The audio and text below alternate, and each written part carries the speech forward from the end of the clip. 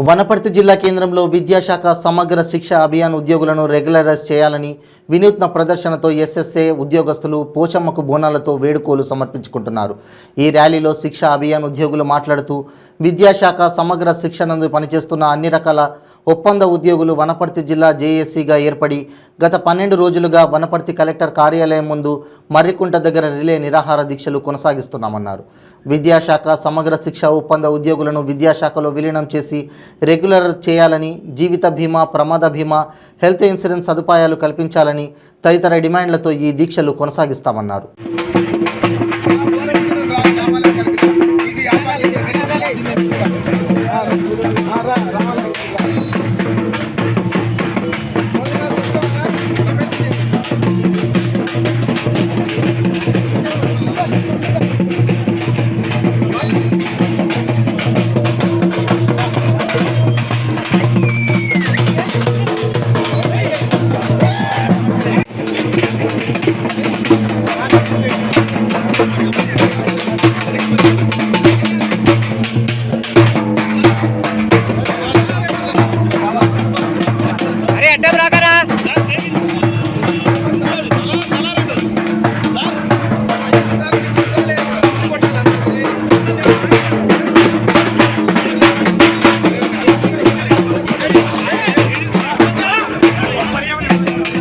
నమస్కారం అండి. మీడియా మిత్రులందరికీ నమస్కారాలు.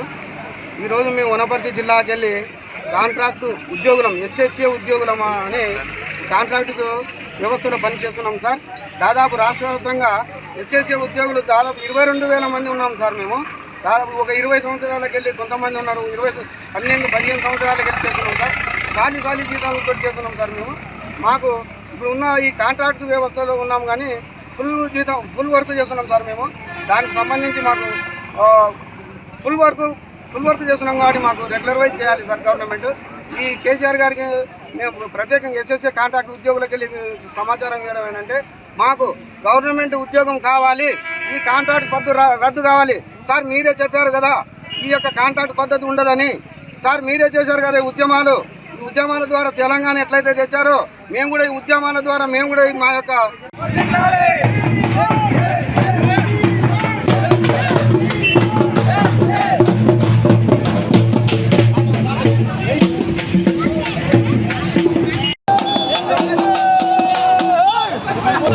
మాకు రెగ్యులర్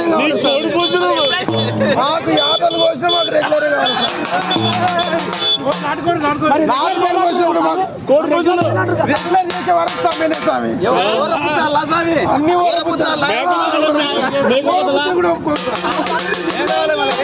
మాకు రెగ్యులర్ కావాలి స్వామి.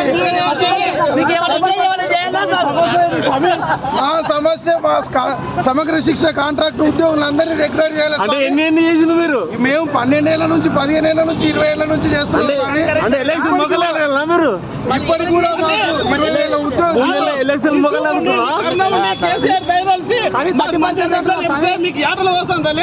ఓకే ఓకే ఓకే దాంట్లో రోడ్ల మీదకి వచ్చి నిరసన కార్యక్రమాలను అనేక రూపాల్లో తెలియజేస్తూ ఉన్నాం. ఎందుకంటే విద్యాశాఖలో 15 సంవత్సరాల నుండి మేము ఉద్యోగాలు చేస్తున్నప్పటికీ మాకు ఇంతవరకు ఉద్యోగ భద్రత కానీ లేదంటే ఎలాంటి రెగ్యులరైజేషన్ కానీ కనీసం మినిమం టైం స్కేల్ కానీ ఇప్పటివరకు రాలేదు. ఎందుకంటే తెలంగాణ ఏర్పడిన తర్వాత కూడా మేము రెగ్యులరైజ్ అని చెప్పి ఉద్యోగం భద్రత ఉంటుందని చెప్పేసి మేము ఎన్నో ఆశలతోటి ఉన్నాం. కానీ ఇప్పటి వరకు అసలు తెలంగాణ రాష్ట్రం వచ్చినప్పటికీ 10 సంవత్సరాలు గడుస్తున్నప్పటికీ కూడా ఎలాంటి హామీ రాకపోగా మా సమస్యల పరిష్కారం కాలేదు. అందుకోసానికే ఈరోజు రాష్ట్ర